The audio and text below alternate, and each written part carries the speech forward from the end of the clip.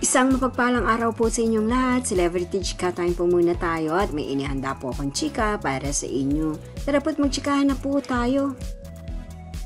Asia's multimedia star Alden Richards, second episode ng Magpakailanman, bonggang-bongga ang TV commercial.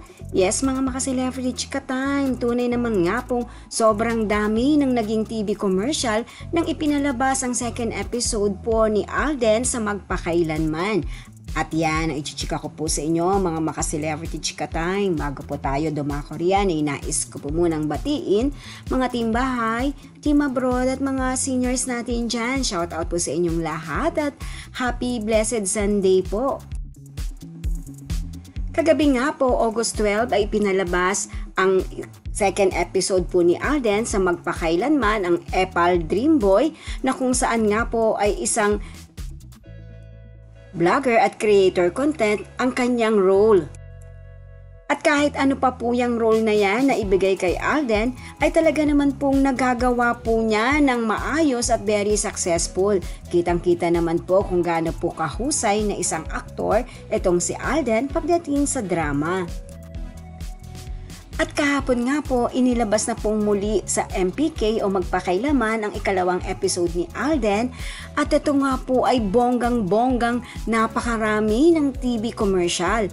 Yes po, inabot po ng 52 TV commercial ang palabas po na yan ni Alden sa Magpakailanman sa GMA 7.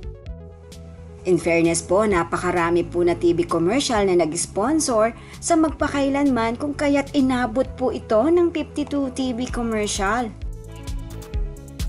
Tunay naman nga pong inaabangan pa rin po ang Asia's multimedia star sa kanyang 4 na episode at very special po na episode na ito ng Magpakailanman sa loob nga po ng isang buwan ng Agosto. And of course, sulit na sulit po ang pinaghirapan ni Alden dahil na rin po sa successful ang kanyang bawat episode na ipinalalabas sa Magpakailanman. At syempre, ang kanyang mga followers at supporters ay very happy rin po na mapanood po si Alden ng isang buwan po sa episode po na ito ng Magpakailanman.